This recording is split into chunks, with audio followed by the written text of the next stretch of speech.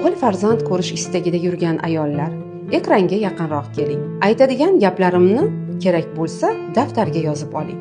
Avvalo shuni biling, o'g'ilmi qizmi, farzand Allohning ne'matidir. U xohlagan bandalariga qiz, xohlaganiga esa o'g'il beradi. Qanchadan qancha insonlar bor tirnoqqa zor, bir chaqaloq hidiga zor, bir ona degan so'zni eshitishga zor. Lekin shunday bo'lsa-da, erkak kishi baribir o'g'il orzusida yashaydi.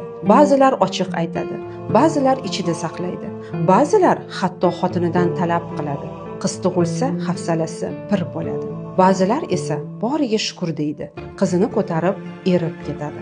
Lekin ayolchi, ayolning yuragida qancha qo'rquv borligini kim o'ylaydi? Agar yana qiz bo'lsa-chi, erim nima derkin? Qaynonamning gapi-chi? Bu savollar ayolning boshini egadi, ko'nglini ezadi. Shuni biling, farzand jinsini hech kim belgilamaydi, na ayol na erkak. Bu Allohning taqdiri. Ayolning qo'lidan keladigan narsa faqat duo, sog'lom hayot va qalbni pok tutish xolos. Lekin yana bir gap. Ba'zan o'g'il farzand ayolning intilishi bilan emas, uydagi mehr bilan keladi. Onaning sokinligi, erining mehribonligi, ayolning ko'nglida yengillik bo'lishi. Mana shu eng katta sababdir aslida. O'zingizni qiynamang, go'zal opa-singillarim, o'zingizni aslo ayblamang. Farzand buyruq bilan emas, nasib bilan keladi. Kimga qanday berilishi esa 1000 yil o'ylasak ham faqat Allohning hikmatidir.